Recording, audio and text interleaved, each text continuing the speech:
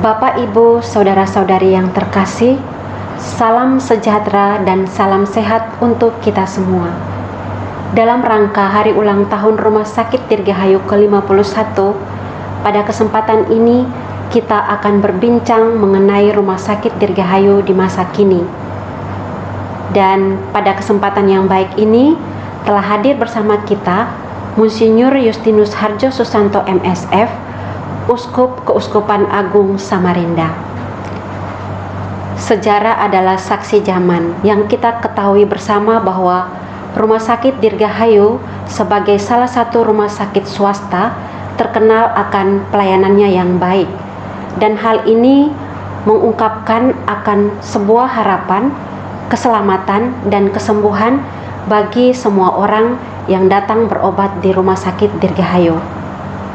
Berangkat dari pengalaman kecil ini, pada kesempatan ini kami ingin mendengar dari Bapak Uskup bagaimana pendapat Bapak Uskup tentang Rumah Sakit Dirgahayu di masa kini dan juga harapan-harapannya.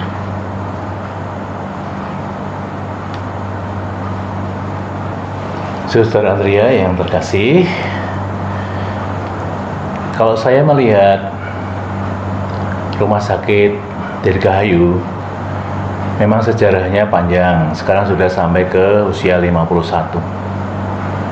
Berangkat dari keprihatinan terhadap mereka yang sakit, maka kemudian didirikanlah Rumah Sakit Dirgahayu ini mulai dari poliklinik ya. Iya. Dan kemudian berkembang menjadi rumah sakit. Dan sekarang menjadi seperti sekarang ini. Iya. Suster dan juga saudara-saudari yang terkasih, kita melihat bahwa Rumah Sakit Dirgahayu memang sebuah rumah sakit swasta yang sungguh sangat dikenal, bahkan sangat dicintai oleh masyarakat sejak awal, yang dikenal dengan pelayanannya. Bahkan tidak hanya itu, juga ada motivasi pelayanan. Motivasinya adalah cinta kasih. Bahkan itu bukan hanya karena cinta kasih manusiawi, tetapi karena terdorong oleh teladan dan ajaran Tuhan Yesus Kristus yang sungguh sangat memperhatikan mereka yang sakit dan memberikan kesembuhan kepada mereka yang menderita. Dan inilah dasar yang sangat kuat sehingga Rumah Sakit Dirgahayu melayani dengan sungguh-sungguh dan ada di hati masyarakat bahkan sampai saat ini. Maka saya melihat bahwa kredibilitas masyarakat yang sangat tinggi ini hendaknya sungguh tetap dihidupi dan tetap diungkapkan dan diwujudkan di dalam pelayanan-pelayanan kepada orang-orang yang sakit yang membutuhkan kesembuhan. Bahkan sekarang ini rupa-rupanya selain penyakit juga semakin beraneka, tapi juga penanganan terhadap mereka juga semakin lengkap. Bahkan sekarang ada ungkapan pelayanan kepada orang-orang sakit secara holistik. Betul. Dan ini sudah dimulai di Rumah Sakit Dirgahayu. Bukan hanya menyembuhkan secara fisik, tapi juga melayani keperluan-keperluan yang lain, misalnya keperluan rohani, pendampingan-pendampingan. Ini suatu yang kiranya perlu terus dilestarikan bahkan ditingkatkan. Maka saya memang mempunyai gambaran bahwa rumah sakit ini sebagai rumah sakit yang terus-menerus mau berkembang dan maju, supaya selain memperkembangkan secara fisik bangunan rumah sakit, tapi tetap mempertahankan nilai-nilai yang diperjuangkan oleh rumah sakit, khususnya demi mereka yang dilayani, yaitu orang-orang sakit. Tentu ini tidak lepas dari kontribusi dan juga jasa dari mereka yang terlibat di dalam rumah sakit ini. Maka saya berharap bahwa sikap dasar itu terus ada, bukan hanya pada rumah sakit sebagai lembaga, tapi lebih-lebih orang-orang yang terlibat di dalam rumah sakit itu. Para dokter, para perawat, para penunjang medis, dan semua saja hendaknya sungguh-sungguh menyadari ini dan sungguh tetap memegang dengan teguh nilai-nilai yang diperjuangkan oleh rumah sakit, termasuk juga nilai-nilai yang diperjuangkan oleh Gereja Katolik. Demikian, Saudara. Baik, Bapak Uskup, terima kasih. Di dalam penjelasan tadi ada beberapa alasan penting bahwa kita harus memperjuangkan nilai-nilai itu sendiri. Bagaimana dengan harapan Bapak Uskup tentang rumah sakit di masa mendatang? Ya, Suster, rumah sakit pada masa kini rupa-rupanya memang perlu melihat tanda-tanda zaman. Tanda-tanda zaman apakah itu? Yang pertama adalah pelayanan, memang yang utama adalah melayani mereka yang sakit secara fisik. Tentu saja ini menjadi yang utama. Bagaimana orang yang sakit fisik itu bisa menjadi sembuh. Tapi yang tidak kalah penting adalah bahwa orang-orang sakit itu bukan hanya disebabkan oleh penyakit fisik, tapi ada penyakit yang non-fisik. Dan ini juga mesti disapa agar supaya pelayanan sungguh-sungguh menjadi pelayanan yang menyeluruh, pelayanan yang holistik.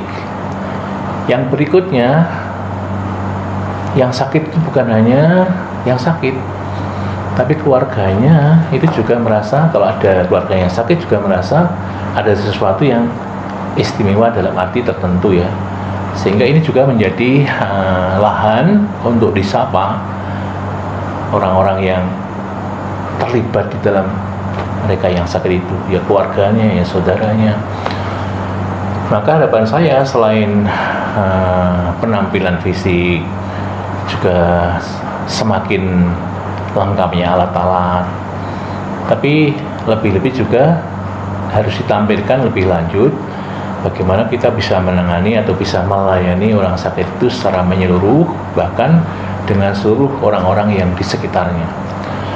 Maka selain bangunan yang mesti juga menjadi lebih menarik, kiranya juga orang-orang yang bekerja di situ masih tetap memegang nilai pelayanan yang sangat diharapkan, tapi sekaligus juga akan menampilkan sikap-sikap yang sungguh-sungguh mengesan bagi mereka yang datang.